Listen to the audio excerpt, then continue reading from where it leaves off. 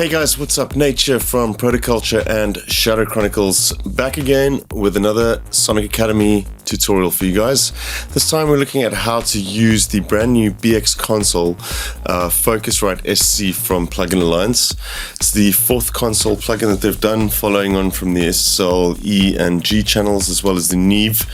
So it's a full channel strip with an EQ and dynamic section, with the proprietary TMT modeling technology that is included with all their latest plugins as well. So we're going to take a look at how to use this and what it sounds like. Let's dive into the DAW and check this out. Cheers.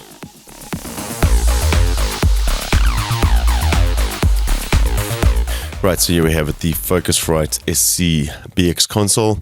We're going to dive right into this and just kind of play around with all the controls. I'll kind of run through all these sections from left to right, and then we'll take a look at the TMT modeling right at the end. So for the purpose of this demo, I've got a number of the BX consoles all loaded onto various drum channels, just a drum mix, acoustic drum set, and run into a group. And we can take a look at the group first, and we'll just load this up and just listen to it on the entire mix for the drums. So first things first, let's jump into the compressor section. We've got all the usual controls here for the compressor. The link will basically unlink the left and right channels, which I prefer. Normally it just adds a little bit more width. Let's take a listen to what this sounds like. We're just going to dial back the threshold and play around with the controls a bit. There your compressor is activating. You can see the gain reduction happening down here. Let's go all the way up to limiting.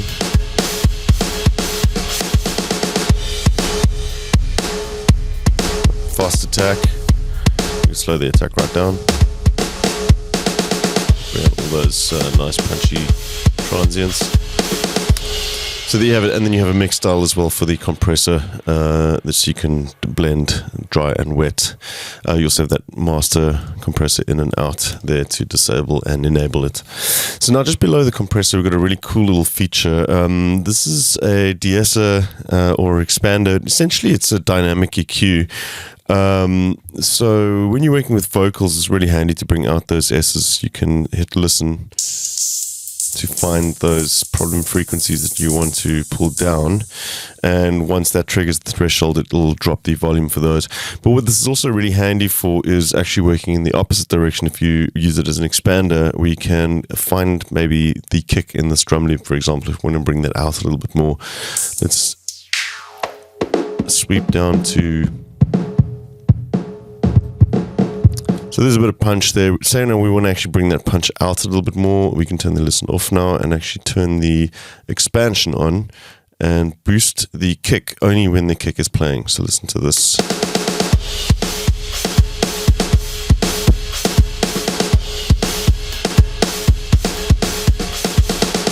Without.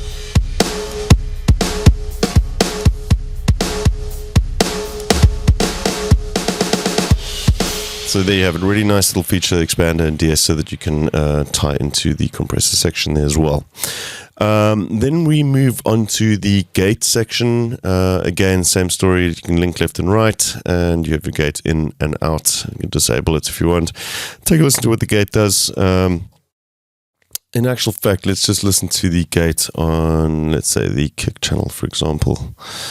Let's open up the kick and just solo that one.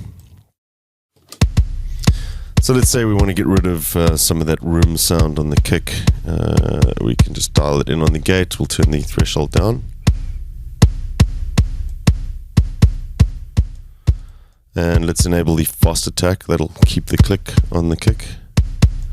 And then adjust the range. This is how far it's going to pull it down when the threshold connects. You can see it. It's currently triggering it there. Let's turn the range all the way up.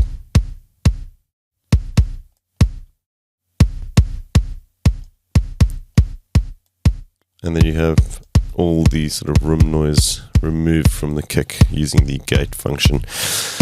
And yeah, that's pretty much the gate as well. We're going to move into this section down here. Now, this is the filters. You have two sets of filters. You have the filters in the dedicated filters in the EQ section, but you also have these ones here, which can be routed to various input sidechains in the compressor and gate section. So let's just head back to the bus one that we had. We'll disable that one for now. Let's listen to the whole bus again. So currently you have a routing matrix here. You have a low pass filter and a high pass filter. Let's say, for instance, we don't want to compress the lows. We can take a listen to this quickly. Let's just over compress this. And you're losing a lot of the sub now. So what we can do is we can route the high pass filter via the sidechain and you see when you click on this, it highlights the yellow around this one. We now are not going to be compressing the low end. Let's take a listen to that. So we're allowing that kick to filter through unhindered by the compressor. And there without. Let's say we want to do the same with the highs. We don't want to compress the highs, but only the kick.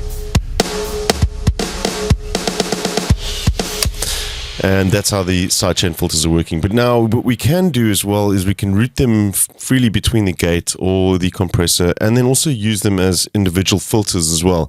So currently we have an extra EQ boost here that you can boost gain and then change the frequency. You can use this on the sidechain filters as well. But let's see what happens. We can click these things in the matrix here. Now we're sending it to the gate only. We can send it to the gate and the comp. Both at the same time, and then we can also set this to audio.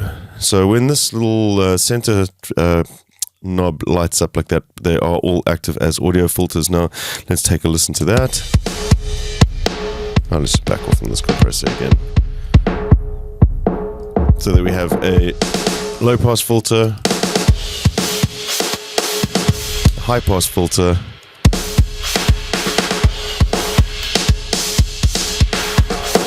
and a sweepable bell curve here as well, in addition to the EQ.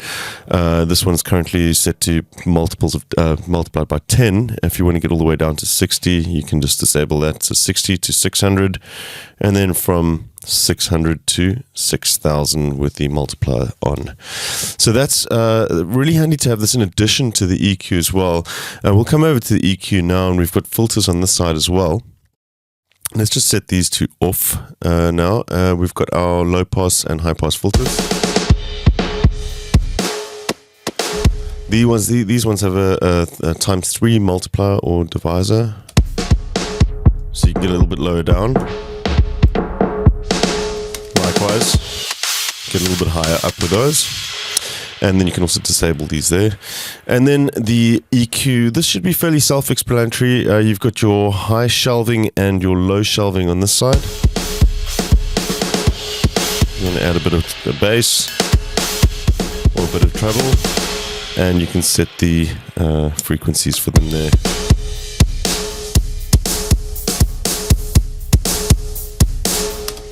And then you can also disable the bands over there, and the EQ set to post. Currently you can move that to the front of the chain as well, but currently it's set to after the compressor and gate signal. This all EQ will disable both of them. This one over here is the high mid and the low mid frequency. So you've got 4 bands of EQ in total, 2 full parametric bands. The high mid, you've got adjustable Q, and then you can sweep your frequencies. And once again, you've got a multiplier to take it up into the higher side of things. And it's the same story for the low mid frequencies down here. And that brings us to this last section over here, which is why I find these BX consoles so special. Aside from the fact that this is all immaculately modeled and the compressors and everything sound fantastic, the TMT technology is where this really shines in a full mix. So you have your input gain, which is simple volume trim. If you need to drop your level slightly, you've got your output trim over here, which is the fader, and I use this often if I want to automate volumes as well, I'll often use these plugins because they're fairly lightweight as well. Instead of actually doing a volume automation on my channels themselves, this kind of saves me adding extra controls and stuff. So we've got the V-gain as well, which you're going to look at over here. The V-gain is basically they do sort of sampled and modeled noise that you'd find in a real desk.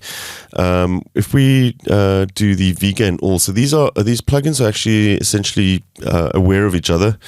So by adjusting the V-gain all at the top here, I can adjust the V-gain on all my plugins, and I can demonstrate this to you now. We'll just move this one over. Let's take the one from the kick, for example, over here. And if we dial up the V-gain all, if we look on this one, you'll see the V-gain's been turned up as well.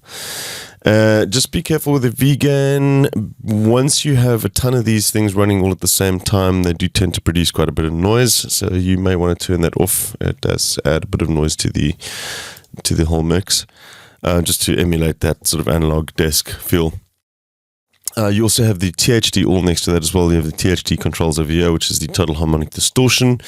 This really shines as well, where you're kind of using this along a couple of different plugins over a full mix. So mute, phase flip, that's all fairly self-explanatory. You also have a solo mid and solo sides for the plugin as well as all the usual A/B controls and preset management things. Your metering down here, and then this little section here, which is where the where the TMT comes into play. So what they've done is modeled every single channel from this desk, rather than just having one plugin that sounds the same every time you load it up. The compressors and the EQs are modeled the same, but then the actual channel model varies per instance. So currently you'll see we have on all our plugins, we have this set to TMT inside. We have it set to 1 and 2. 1 and 2 over here. What we can do is, when we've got multiple plugins loaded in like this, you have your stereo mode, which is basically, if you have digital, you have the same channel model for left and right. If you have analog, you have a different channel model for the left and right, so 1 and 2. And then we can come down here and we can select random all. And what this is going to do is going to select a random channel for every single instance that we have currently loaded into our mix. So we'll go ahead and click that. And we'll just say, don't show me this again. I'm aware of that. And we'll click OK.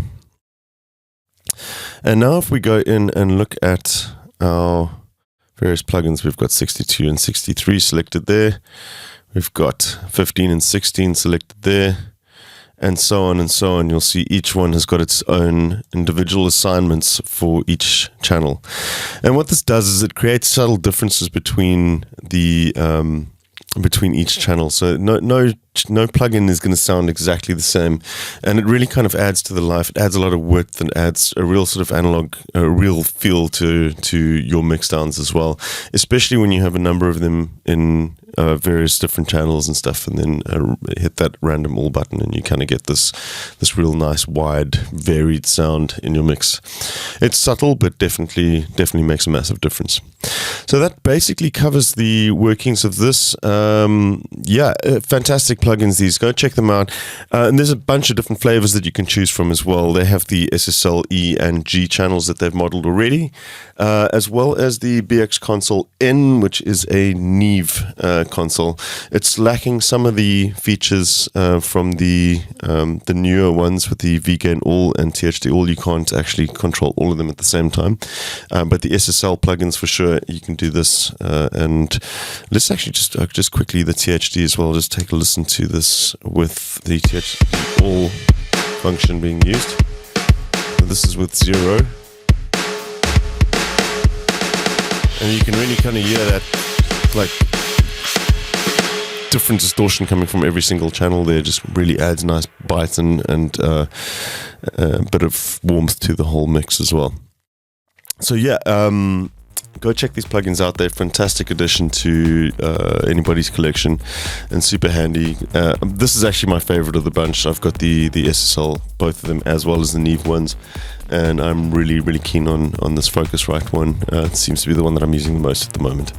Cool. I will catch you guys soon again for another Sonic Academy video. Catch you guys soon. Cheers.